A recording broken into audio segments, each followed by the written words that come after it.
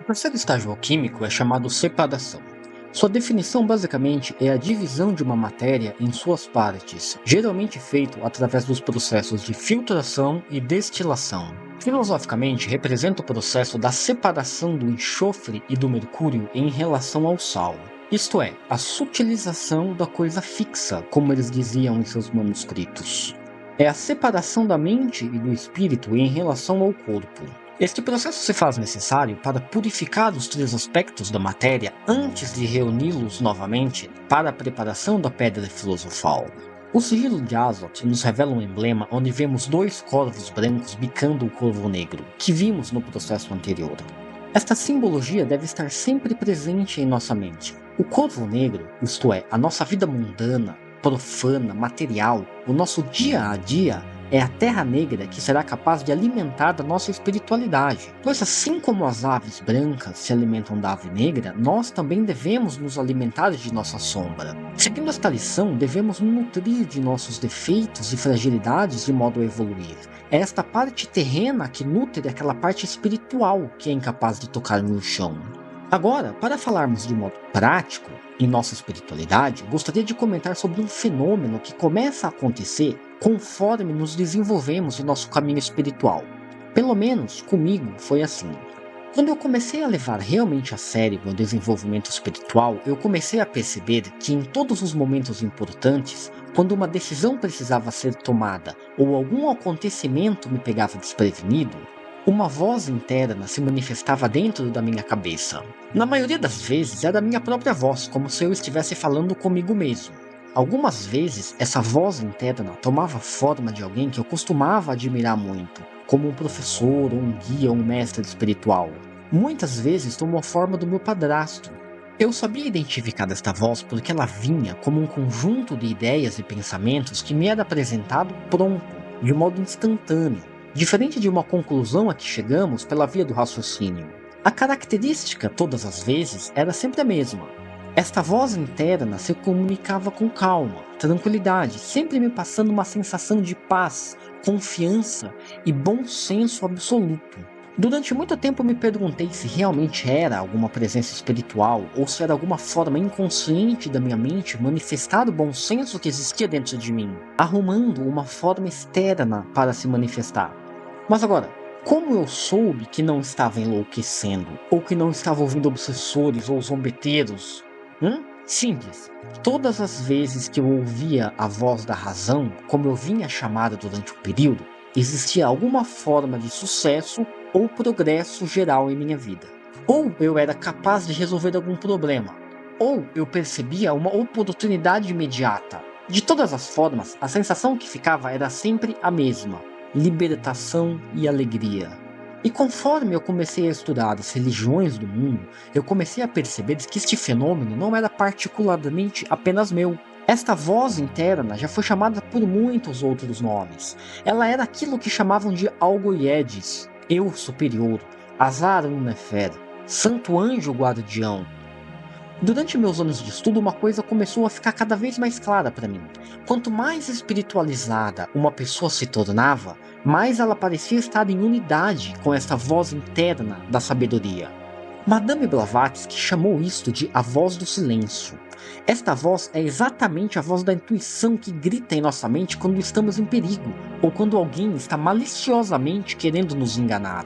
É irrelevante discutir a realidade objetiva da existência ou inexistência de um anjo, um guia, um espírito, um Deus, um protetor por trás desta voz interna. O que devemos nos atentar é o fato de que conforme silenciamos nossa mente ou o nosso mercúrio, esta voz começa a surgir. Depois, podemos, por conta própria, investigar a origem e a essência desta voz por nós mesmos.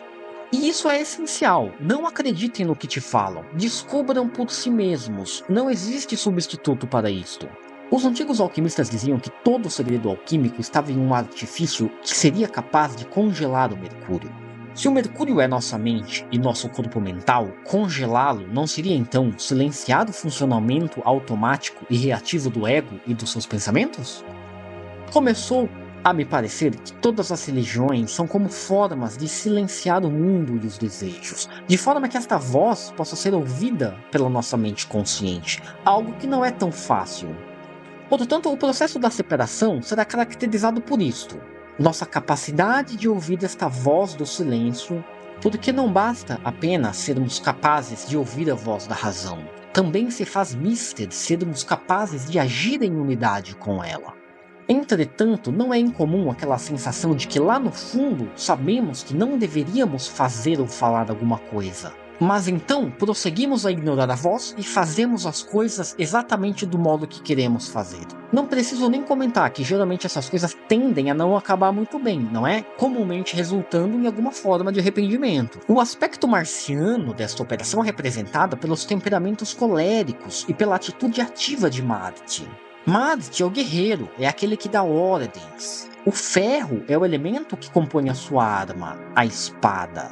De certa forma, ele é o centro da nossa consciência que emite ordens e julgamentos conscientemente. Este centro é fortalecido durante o processo de separação. E este parece ser todo o propósito do mesmo: a descoberta de um eu superior. Ou seja, te colocar em contato com essa divindade que já existe dentro de você. E isso parece estar correto, pois os alquimistas dizem que esta fase geralmente envolve uma espécie de claridade mental, sem a existência de apegos emocionais. Estes foram deixados para trás durante a fase da dissolução. A simbologia de Marte parece corroborar perfeitamente, pois Marte é o regente de Áries na astrologia, e este signo é a representação do nascimento e do batismo através das águas do signo de Peixes, da qual ele acabou de emanar. Parto é a primeira separação alquímica que sofremos em nossa vida. Saímos do líquido amniótico, inspiramos o ar e sentimos o queimar como fogo em nossos pulmões. Quando experimentamos pela primeira vez a natureza ígnea do oxigênio. É esta a lição que os antigos querem nos ensinar e que nos indicam que devemos, através de artifícios, replicar espiritualmente. Na vida do aspirante, o nascimento de Áries, ou o despertar marciano, é a transformação ocasionada pelas mudanças que ele passa, de modo que sua vida passe a refletir o seu novo modo de agir e pensar. O sinal mais comum desta fase é o senso de independência começando a florescer, com responsabilidade e inteligência na pessoa. Ela começa a se sentir confiante, o suficiente para seguir o seu próprio caminho, sem ser tão dependente da ideia de terceiros. A autoexpressão geralmente começa a tomar forma e a pessoa percebe que um mestre, um professor, um guru ou alguém que lhe diga o que deve fazer já não é mais tão necessário assim. Em ultimato, é a descoberta de que toda a sabedoria já está dentro de nós mesmos. Apenas não éramos capazes de ouvir ou entrar em contato com ela. Todo o barulho das opiniões alheias, das mídias sociais, do marketing, da propaganda, dos cursos, lives que prometem fazer você virar um milionário. Todas essas vozes na escuridão, gritando para o desejo adormecido que existe dentro de você. Você precisa de mim. Essas vozes acabarão, elas acabam aqui. Pois Marte possui uma natureza ígnea, mas é o ferro que compõe o material da sua espada. Os iniciados sempre souberam que a espada é a arma elemental relacionada ao ar, e podemos ver como a natureza é maravilhosa. É através da respiração do ar que o oxigênio ígneo se liga ao ferro da hemoglobina, fazendo com que sejamos capazes de absorver o plano universal. O ar é o intelecto e a mente. Quando observado no homem, então vemos novamente que tudo se encaixa. Devemos separar com força e vigor, através da inteligência, as coisas que são boas e as coisas que são ruins. Ora essa é novamente a tábua de esmeralda. Tu deverás separar o sentido denso, com grande indústria. Quando o aspirante começa a despertar espiritualmente, ele começa a passar por mudanças e transformações. Este estágio específico é chamado de separação, pois há realmente divisão em função da purificação daquilo que sobra. Todos nós temos algum exemplo disso. Quem nunca se afastou de alguém que lhe fazia mal? Ou que largou um emprego que apenas ele consumia? Quem não teve que deixar hábitos e vícios para trás em função da preservação da saúde, de um modo de vida melhor? Enfim, quando começamos a ouvir esta voz do silêncio e percebemos que verdadeiramente ela deseja apenas o nosso bem incondicional, A tendência natural é que surjam conflitos entre o que o ego quer e o que a sabedoria recomenda. É preciso refletir profundamente sobre a natureza desta dualidade. É exatamente aqui que nasce aquela clássica representação do anjo bom e do anjo mau, sussurrando em nossos ouvidos, direito e esquerdo. Separar é ser capaz de ouvir mais o bom anjo do que o anjo mau. Consideremos isto.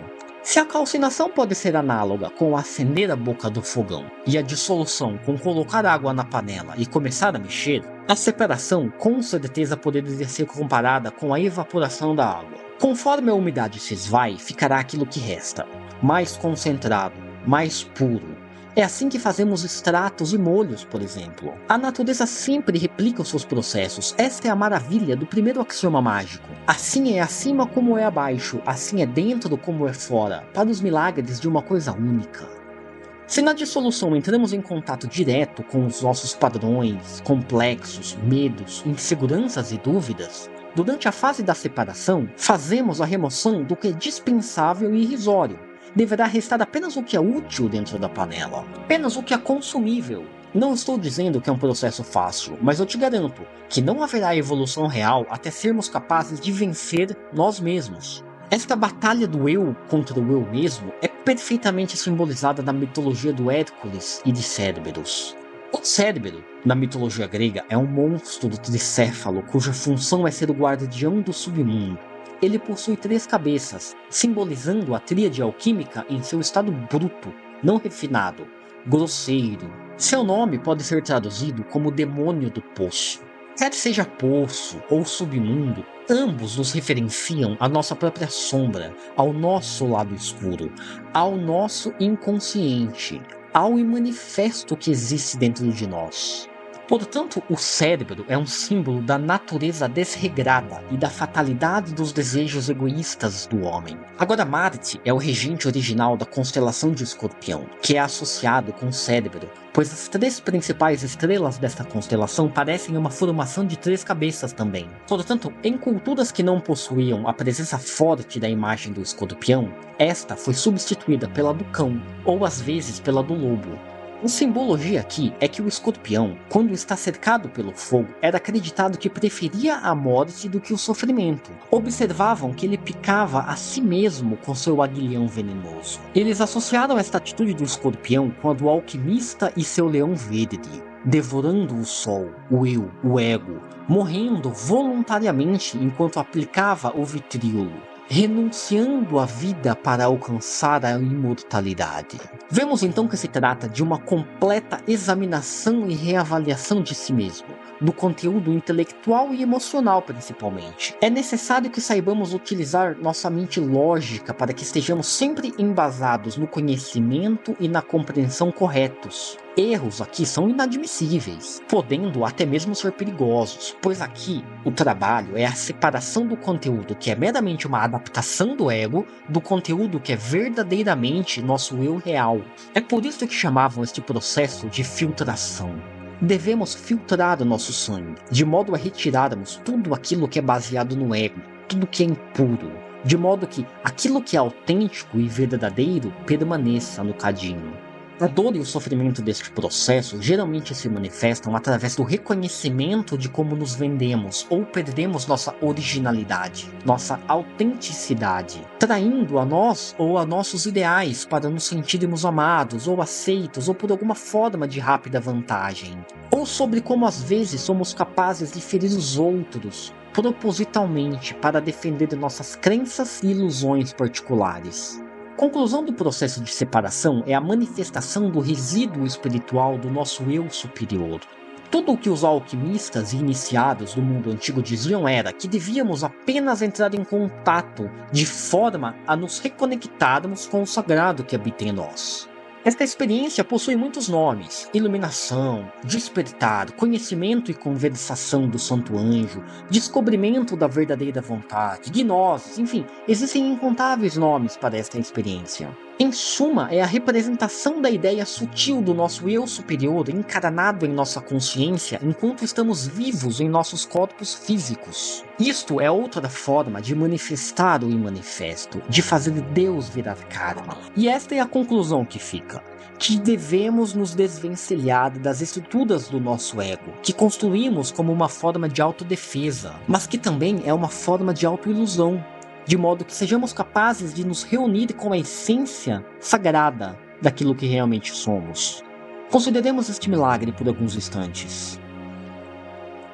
E novamente eu devo ser muito grato a cada um de vocês que está aqui, nesta noite, ou neste dia, ou nesta tarde, querendo ouvir um pouco de palavras sobre alquimia e espiritualidade.